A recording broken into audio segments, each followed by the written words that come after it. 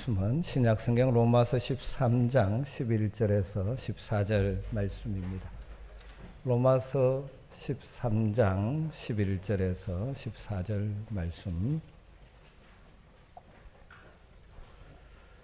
말씀을 한 절씩 교독합니다. 또한 너희가 이 시기를 알거니와 자다가 깰 때가 벌써 되었으니 이는 이제 우리의 구원이 처음 믿을 때보다 가까웠습니다.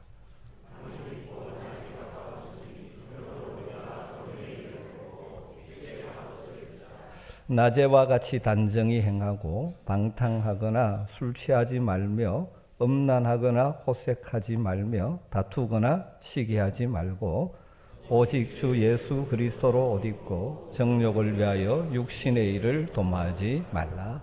아멘. 네, 오늘 주일이 교회력으로는 성령 강림 주일입니다. 오순절 다락방에 성령께서 임하심으로 말미암아 초대교회가 시작되었죠.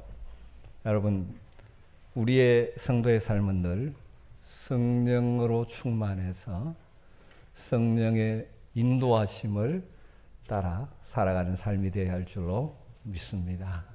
늘 성령의 충만함으로 여러분의 삶과 인격 속에 성령의 열매들, 사랑, 희락, 화평, 오래 참음, 자비, 양선, 온유, 충성, 절제, 이런 열매들이 여러분의 삶에 점점 더 풍성히 맺히게 되기를 주의 이름으로 축원합니다. 우리는 하나님의 놀라운 은혜로 구원받아 하나님 나라의 백성이 되었습니다. 성도를 표현하는 말 가운데 여러 가지 있죠. 하나님 나라의 백성, 그리스도인, 또 여러 가지 표현이 있습니다. 하나님 나라 백성이라는 것은 하나님께서 우리의 왕으로 우리를 다스려 주시는 그런 자들이 되었다는 것이죠. 그래서 하나님이 다스려 주실 때 이 땅의 여러 가지 어려운 현실을 만나지만 순간순간 하나님 주시는 마음의 평안을 누리게 되고 기쁨을 맛보며 살아갈 수 있는 것이죠. 그렇지만 이 땅은 아직 하나님의 나라가 완성되지 않았고 여전히 공중권세 잡은 사탄의 세력이 다양한 영역에 영향을 미치고 있기 때문에 타락한 세상의 가치관들이 강력하게 역사하고 있기 때문에 하나님의 백성으로 믿음으로 살아가려고 할 때 때로는 이런저런 고통과 아픔과 희생을 겪으며 살아갈 수밖에 없는 것이 이 땅의 현실이죠. 그래서 성도들은 이 땅을 살아가지만 늘 완성될 그 하나님의 나라, 그 나라를 소망하며 기다리며 살아가는 자들입니다. 그러기에 건강한 신앙 생활의 중요한 한 영역은 종말론적인 신앙을 갖는 것이죠. 성령의 인도함을 받는 성도들은 종말의식을 가지고 살아갑니다. 주님 마지막 이 땅을 심판하실 그날이 있음을 인식하고 깨어서 준비하며 살아가는 것이죠. 세상의 풍조를 따라 우리의 인생을 허비하는 것이 아니라 마지막 하나님 앞에 설 날이 있음을 알기에 두렵고 떨림으로 우리의 구원을 이루어가는 경건한 삶을 사는 것입니다. 오늘 우리가 읽은 이 말씀 가운데 다시 한번 우리 성도들에게 마지막이 있음을, 종말이 있음을 의식하고 종말론적인 신앙으로 살 것을 우리에게 깨우쳐주고 있습니다. 11절을 보면 또한 너희가 이 시기를 알거니와 너희들이 이 시기를 알지 않느냐, 이때가 어떤 때인지 알지 않느냐, 자다가 깰 때가 벌써 되었으니 이는 이제 우리의 구원이 처음 믿을 때보다 가까웠습니다. 오늘 이 말씀을 함께 나누면서 우리 모두에게 다시 한번 종말에 대한 건강한 의식을 가진, 그래서 현재를 믿음의 방식으로 하늘 백성답게 살아가는 새로운 마음의 도전과 결단이 있기를 주의 이름으로 축원합니다. 먼저 단어를 좀 정리하고 시작하죠. 다 아시겠지만 보통 우리가 종말이라는 단어를 쓰고 말세라는 단어를 쓰는데 비슷하지만 조금 다른 차이가 있습니다. 종말이라는 것은 마지막 시점을 이야기하죠. 헬라어로 이제 그래서 마지막 단어가 오메가이기 때문에 오메가 포인트, 마지막 끝나는 시점, 이건 종말이고, 말세라는 것은 종말에 이르는 그 기간을 이야기하는 거죠. 기간. 구체적으로 말씀드리면 말세는 신학자들이 예수 그리스도의 초림으로부터 하나님 나라가 시작되었고 이제 하나님 나라 완성되는 주님의 재림까지의 시점을 말세라고 표현을 하고 그것이 끝나는 시점이 바로 종말인 것이죠. 그래서 점점 우리는 마지막을 향하여 가고 있는 이 시대를 살아가고 있다는 것입니다. 여러분, 분명한 것은 하나님이 정하신 때 역사의 종말이 임한다는 사실입니다. 오늘 본문을 자세히 보십시오. 이런 종말의 때가 다가온다는 것을 기정사실화하면서 어떻게 살아가야 할지 강력하게 권면하고 있는 내용이죠. 11절, 또한 너희가 이 시기를 알거니와, 너희가 이 때가 어떤 때인지 알지 않느냐. 지금 어떤 때냐, 자다가 깰 때가 벌써 되었다. 왜냐? 그 이유는 우리의 구원이 처음 믿을 때보다 가까워졌기 때문이다. 그렇게 말하는 거죠. 이 말씀의 핵심은 그죠. 마지막 때가 가까워졌음을 너희가 이미 알고 있지 않느냐. 그렇다면 너희들이 깨어 있어야 하지 않느냐. 바울이 로마에 있는 성도들에게 이렇게 권면하는 것이죠. 그러면서 우리의 구원이 처음 믿을 때보다 가까워졌다라고 말합니다. 이 시기 종말의 때를 말하죠. 우리의 구원, 이 종말의 때 주님 재림하실 때 이루어질 구원의 완성을 이야기합니다. 여러분, 교회 오면 구원이라는 단어를 우리가 굉장히 많이 쓰고 익숙히 알고 있지만 사실은 성경에서 말하는 구원이라는 개념은 굉장히 넓은 포괄적인 개념을 가지고 있죠. 그것을 이제 간단하게 정리하면 구원의 세 가지 시제가 있다라고 설명을 합니다. 과거의 구원, 현재의 구원, 미래의 구원으로 신학자들은 정리해내죠. 과거의 구원이라는 것은 무엇입니까? 우리가 처음 예수 그리스도를 나의 구주와 주님으로 믿을 때, 하나님의 은혜로 우리로 성령께서 우리를 거듭나게 하실 때 우리는 의롭다 하심을 받은 자가 되었죠. 그래서 신학적 용어로 칭의라고 말합니다. 의롭다 우리를 칭해 주십니다. 그래서 하나님의 법정 마지막 심판대에서 결코 죄인이라고 정죄되지 않고 의인으로 구원받는 자격을 얻은 자들이 된 것이죠. 미래의 구원은 장차 우리 주님 재림하시는 종말의 날에 우리가 영광스러운 몸을 입고 하나님 앞에 서게 되는 것. 그래서 그 구원을 신학자들은 영화라고 표현합니다. 영광, 주님을 닮은 영화로운 모습으로 주님 앞에 서게 되는 것. 구원의 완성, 우리의 미래의 소망이죠. 현재의 구원은 칭의는 이미 이루어진 구원이죠. 칭의를 받은 우리들이 이 땅을 살아가는 동안 점점 더 예수님을 닮아가는 거룩해져가는 변화되는 과정, 현대의 뚫림으로 우리가 이루어야 할 구원인 것이죠. 다시 정리하면 칭의는 이미 예수를 믿음으로 우리에게 이루어진 구원이고 성화는 그래서 점점 주님을 닮아가는 이루어가야 하는 구원이고 영화는 마지막 우리의 구원이 완성되는 영광의 순간이 되는 것이죠. 11절에서 우리의 구원이 처음 믿을 때보다 가까워졌다는 것은 이미 믿음으로 의롭다 칭함받은 우리들에게 종말에 있을 영화의 순간이 다가오고 있다는 것이죠.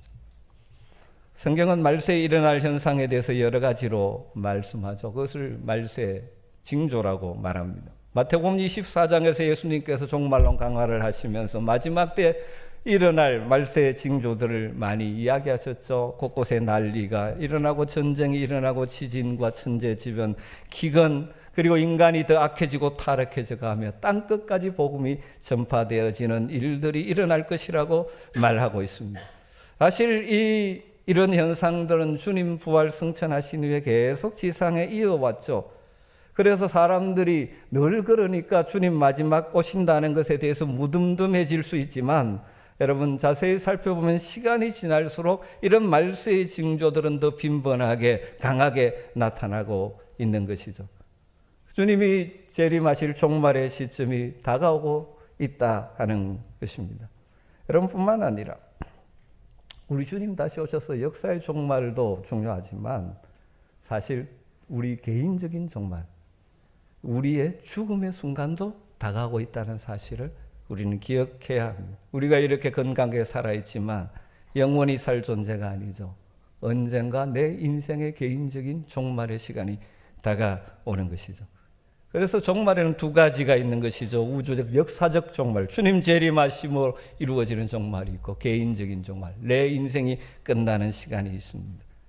여러분, 시대를 분별하여 주님의 재림이 가까웠음을 느끼고 깨어 사는 것도 중요하지만, 개인적으로도 언젠가 주님 부르시면 가야 할 존재, 영원히 살 존재가 아니고 내 인생의 시간이 남은 때가 한정되어 있음을 알기에, 그 기간이 그때가 다가오고 있음을 알기에 현재를 낭비하지 않고 지혜롭게 깨어 있어 살아가야 하는 것입니다.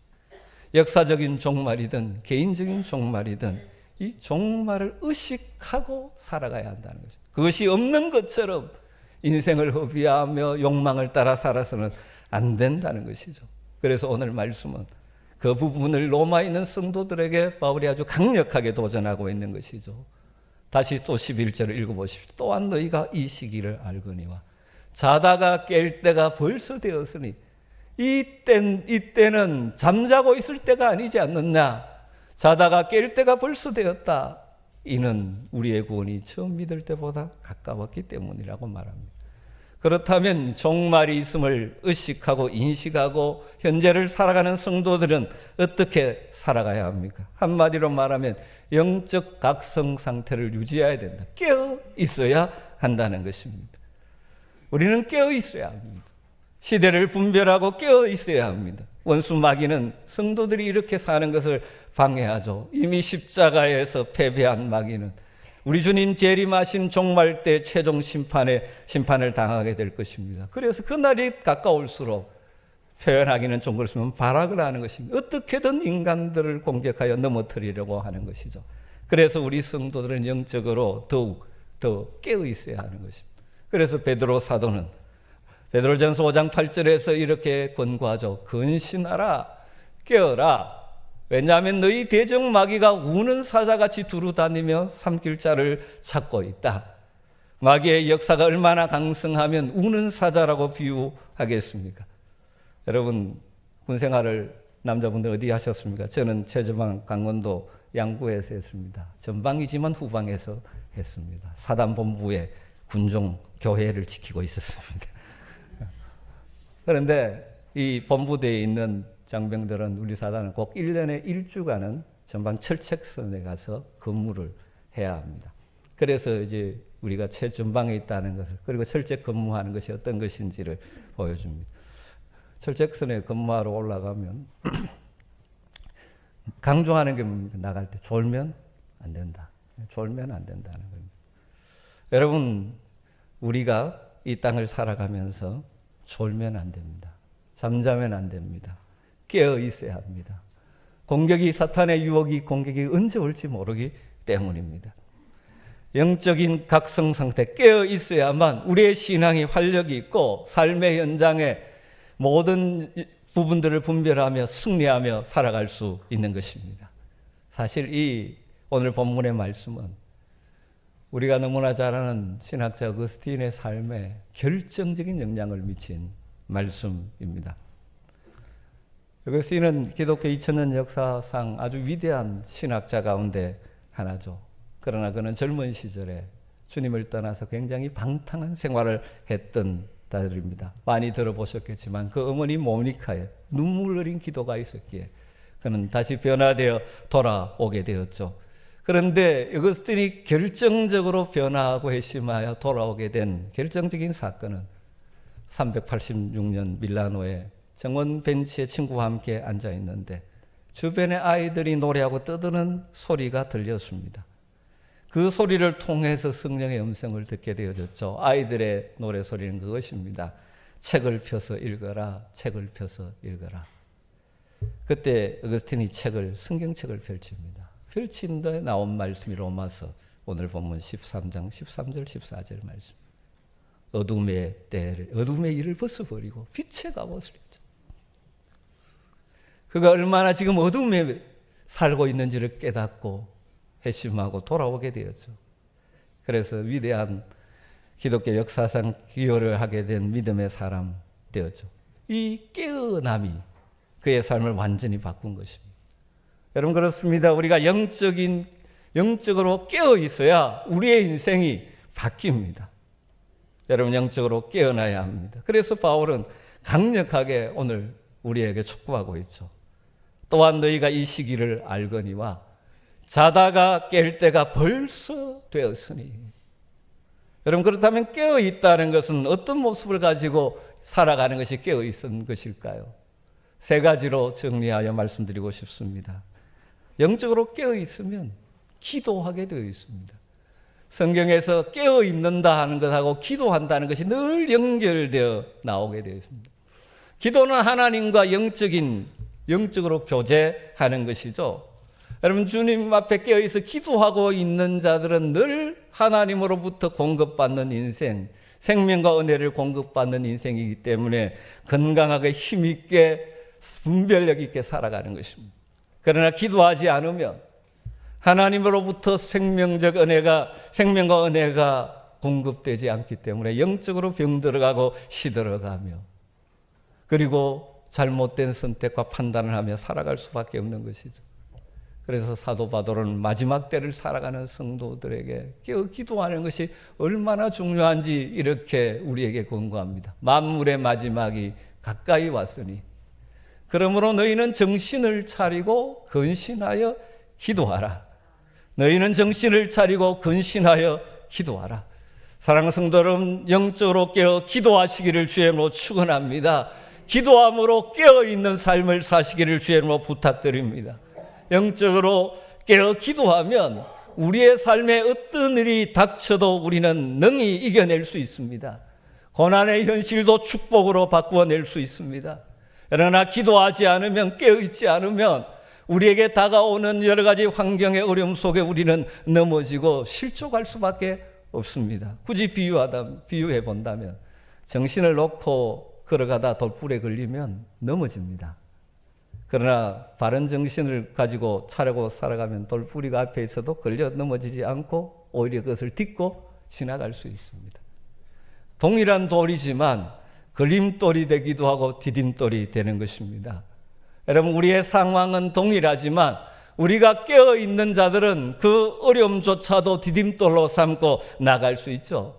그러나 깨어있지 않으면 거기에 늘려 넘어지는 것입니다.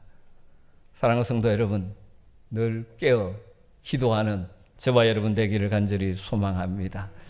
깨어있으면 두 번째로 회개하는 삶을 살게 되어집니다. 오늘 표현은 어둠의 일을 벗는 일을 하게 된다고 표현합니다. 쉽게 말하면 깨어있으면 내 삶에 잘못된 것이 무엇인지를 깨닫고 돌이키게 되는 것이죠. 그런데 깨어있지 않으면 내 삶이 뭐가 잘못된지를 모르기 때문에 계속 그 길을 어둠의 길임에도 걸어가는 것입니다. 돌이키지 못하는 것이죠. 그래서 오늘 말씀이 대조해서 반복해서 강조하는 것이 이것입니다. 여러분 12절 보십시오. 밤이 깊고 낮이 가까웠으니 그러므로 우리가 어둠의 일을 벗고 어둠의 일을 벗자. 그 어둠의 일을 13절에 이렇게 또 구체적으로 이야기하죠.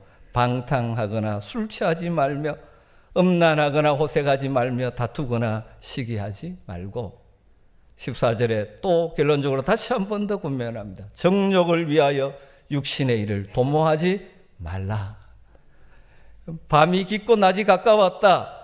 밤은 죄악의 때를 말하죠. 낮은 종말에 다가올 광명한 천국이 이루어질 빛의 나라를 위하며 그 나라가 가까워져 있다. 지금 밤은 깊었지만 다시 이 빛의 나라가 그것은 더 가까워졌다는 의미다. 종말이 임박할수록 어둠의 세력들은 강력할 것이지만 또 동시에 이것은 구원의 완성의 때 빛의 나라가 가까워진 것이다. 그럴수록 우리는 더욱 정결하게 어둠의 일이 없는지 돌아보며 어둠의 일들을 벗어버리는 작업이 무엇인가? 회개하는 일이죠. 어둠의 일은 죄악된 삶을, 욕망을 따라 살아가는 삶을 말하는 것이죠. 사람들이 어두운 데서 죄를 짓지 않습니다. 오늘 본문은 구체적으로 방탕, 술 취함, 음란, 호색 이런 성적인 부도덕들 이 시대에 얼마나 많습니까? 다툼, 시기 그리고 영욕을 위하여 살아가는 각종 욕망을 추구하는 일들을 어둠의 일이라고 말합니다. 영적으로 깨어있는 자들은 우리에게 다가오는 이 어둠의 일들을 분별하고 벗어버리는 삶을 살 수 있는 것이죠. 또 살아야 하는 것이죠. 그래서 누가복음 21장 34절에 우리 주님이 이렇게 말씀하셨습니다. 너희는 스스로 조심하라.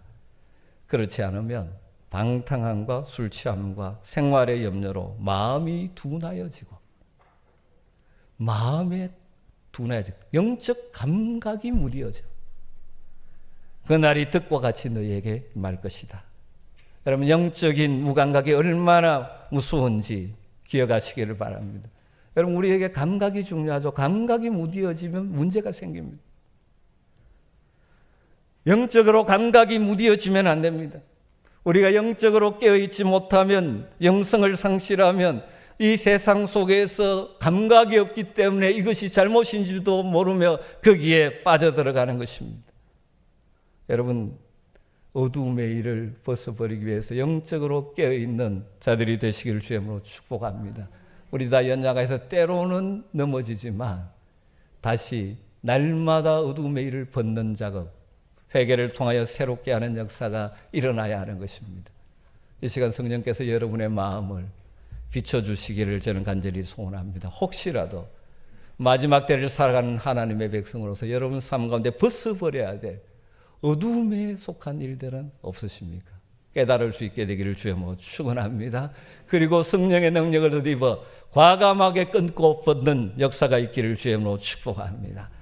그리고 마지막 세 번째로 영적으로 깨어 있으면 성화의 과정을 착실하게 걸어갈 수 있습니다. 점점 더 거룩해져가는, 주님을 닮아가는, 이것을 오늘 표현은 그리스도를 옷 입는다, 빛의 갑옷을 입는다라고 표현을 하고 있습니다. 벗어버리는 것은 끝이 아니라 우리는 입어야 합니다. 뭘 입어야 합니까? 빛의 갑옷을 입어야 되고 그리스도로 옷 입는 그런 자가 되어야 되죠. 그래서 점점 주님을 닮아가게 하는 삶을 살게 되는 것이죠. 이것이 강력하게 대조되어 12절, 13절, 14절에 나오고 있죠. 12절 보시면 밤이 깊고 낮이 가까웠으니 그러므로 우리가 어두움의 일을 벗고 뭘 입어요? 빛의 갑옷을 입자. 13절에 낮에와 같이 단정히 행하고 14절에 오직 주 예수 그리스도로 옷 입고. 여러분, 마지막 때 우리 성도가 살아가는 삶의 자세를 옷을 갈아입는 것으로 지금 설명하죠. 빛의 갑옷을 입자. 단정하게 그래서 행하자. 예수 그리스도를 옷 입자. 여러분, 사실 우리가 예수 그리스도를 믿을 때 이미 우리는 옷을 갈아입은 자들이죠. 갈라디아서 3장 27절에 누구든지 그리스도와 합하여 세례를 받은 자는, 세례를 통하여 예수 그리스도와 함께 옛사람이 죽고 주님과 함께 새 사람이 된 자들은 그리스도로 옷 입은 자들입니다. 그리스도로 옷 입는다는 것은 항상 주님이 나와 함께 하신다는 것을 의식하고 주님과의 일체감을 갖기 위해서 함께 걸어가는 것이죠. 이런 말이 있습니다. 사람이 유니폼을 만드는데 그 유니폼이 또한 사람을 만들기도 합니다. 여러분, 이제 어떤 데 유니폼을 입게 하죠, 그죠? 군인들을 보면 군복을 딱 입게 만듭니다. 그런데 이제 군복을 딱 제대로 정복을 입으면 자세가 좀 달라져요. 여러분, 우리는 예수 그리스도를 옷 입어요. 그래서 날마다 예수님이 나와 함께 하심을 의식하기에 내가 예수님을 점점 닮아가게 되는 것입니다. 이것을 에베소서 4장 22절 24절에는 또 이렇게 표현하고 있죠. 너희는 유혹의 욕심을 따라 썩어져가는 구습을 따르는 옛사람을 벗어버리고 오직 너희의 심령이 새롭게 되어 하나님을 따라 의와 진리의 거룩함으로 지으심을 받은 새 사람을 입어라. 옛사람, 죄악된 본성, 욕망을 따라 살던 옛사람을 벗어버리고 하나님을 따라 사는, 그래서 의와 진리와 거룩함으로 살아가는 새 사람을 입으라고 말씀합니다. 여러분, 이것은 한 번 결단한다고 이루어지는 것 아닙니다. 그래서 이게 현재 명령령, 반복해서 벗고 반복해서 입어야 돼요. 이걸 이제 성화의 과정이라고 이야기해요. 반복할 때 이루어집니다. 한 번 한다고 되는 것 아닙니다. 여러분, 우리는 머리로 알면 안다고 생각하지만 사실 아는 것 아니죠. 그게 몸으로 체화돼야 진짜 제대로 아는 것입니다. 오늘 자꾸 군대 이야기를 하게 되어지는데 남자분들 군대 가서 제식 훈련하면서 반복시킵니다. 이걸 뭐 다 하는데 자꾸 시키느냐? 왜? 그것이 반복될 때 그냥 체질화되어 나오는 것이죠. 여러분, 우리의 삶도 마찬가지입니다. 그래서 심리학에 그런 이 설명이 있죠. 한 행동이 인격화되는, 어떤 행동이 실제 인격화되고 자리 잡는 과정을 이제 4단계로 설명하기도 합니다. 첫 번째, 아무 반복이 없을 때 상태는 무의식적 미숙달, 그 행동이 전혀 이루어지지 않습니다. 의식하지 않고 살아가는데 그게 안 나타나지 않아요. 그런데 조금 훈련하면 그 다음에 뭡니까? 의식적 미숙달의 상태로 나간답니다. 의식하면 하기는 하는데 그게 아직 숙달되지 않은 상태. 좀 계속 반복하게 되면 그 다음에 의식적 숙달. 의식하면 그 행동이 나옵니다. 의식하지 않으면 안 돼요. 그런데 계속 그것이 반복되어지면 마지막 단계는 무의식적 숙달의 단계. 의식하지 않아도 그 행동이 나오는. 여러분, 성화의 과정은 이와 아주 비슷하다고 말씀할 수 있습니다. 우리가 날마다 주님을 닮아가면 이게 시간이 지나면서 나중에는 자연스럽게 내 입에서 나오는 말이 주님을 닮은 말이 나오고 행동이 주님을 닮은 행동이 나오게 되는 것이죠. 그것은 어떻게 됩니까? 계속적인 벗고 입는 과정을 통하여 점점 우리가 변해져 가는 것입니다. 사랑하는 성도 여러분, 교회에 수십 년 다녔음에도 불구하고 인격의 변화가 일어나지 않는 불행한 성도들이 되지 않기를 주님으로 축원합니다. 그래서 여러분, 날마다 벗을 것을 벗고 입을 것을 입음으로 점점 더 주님을 닮아가는 은혜가 있기를 주님으로 축원합니다. 마지막 때를 의식하고 가는 성도들의 삶에 너무나 중요한 요소죠. 말씀을 정리하십시다. 성경은 우리 주님은 분명히 말씀하셨습니다. 역사의 종말, 주님의 재림은 반드시 임합니다. 우리가 그 때를 알 수 없지만 분명한 것은 주님 다시 오실 것입니다. 마태복음 24장 36절에 그러나 그 날과 그 때는 아무도 모르나니 하늘의 천사들도 아들도 모르고 오직 아버지만 아시느니라 말씀하셨습니다. 그럼에도 불구하고 우리 주님 말씀하셨죠. 요한계시록 20장 20절에 내가 진실로 속히 오리라. 그런데 왜 아직 오지 않느냐고 생각하십니까? 그 이유를 베드로후서 3장 8절 9절에 이렇게 말합니다. 사랑하는 자들아, 죽게는 하루가 천년 같고 천년이 하루 같다는 이 한 가지를 잊지 말라. 우리의 시간 개념과 주님의 시간의 개념은 차이가 있습니다. 주의 약속은 어떤 이들이 더디다고 생각하는 같이 더딘 것이 아니라 오직 주께서 너희를 대하여 오래 참으사 아무도 멸망하지 아니하고 다 회개하게 이르기를 원하시니라. 주님이 참고 계시는 기간입니다. 그래서 우리는 데살로니가전서 5장 3절에 착각하지 말아야 되죠. 그들이 평안하다 안전하다 할 그때 임신한 여자에게 해산의 고통이 이름과 같이 멸망이 갑자기 그들에게 이르리니 결코 피하지 못하리라. 데살로니가전서 5장 6절. 그러므로 우리는 다른 이들과 같이 자지 말고 오직 깨어 정신을 차릴지라. 사랑하는 성도 여러분, 오늘 말씀은 우리로 하여금 영적으로 깨어 단정히 행하라고 강력하게 권면합니다. 언제 주님을 만나도 부끄럼 없도록 깨어 기도하고 날마다 자신을 돌아보아 어둠의 일들을 벗어버리고 날마다 주님을 닮아가는 빛의 자녀다운 단정한 삶을 살아가시기를 주님으로 축복합니다. 그래서 우리 주님 다시 오실 때 아니면 내 인생 마치고 이 땅을 마감할 때 후회가 아니라 할렐루야 주님께 찬양하며 주님의 품에 안기는 복을 우리 모두가 누리게 되기를 주의 이름으로 축원합니다. 12절 말씀. 밤이 깊고 낮이 가까웠으니 그러므로 우리가 어둠의 일을 벗고 빛의 갑옷을 입자. 기도하십시다. 하나님, 오늘도 말씀을 통하여 다시 한번 우리에게 깨어 있으라고 도전하심에 감사합니다. 이 혼탁한 시대 속에 깨어서 분별력을 가지고 날마다 어둠의 일들을 벗고 빛의 갑옷을 입고 그리스도로 옷 입는 복된 삶을 살게 하여 주시옵소서. 주님 다시 오실 그날이 있음을 인식하고 내 인생의 마지막이 있음을 인식하고 주어진 우리에게 귀한 기회를 허비하지 않고 하늘의 가치관으로 바르게 사용하며 하나님 나라에 부요한 자 많은 사람들에게 하늘의 복을 흘려보내는 복된 인생 살게 하여 주시옵소서. 예수님의 이름으로 기도드리옵나이다. 아멘.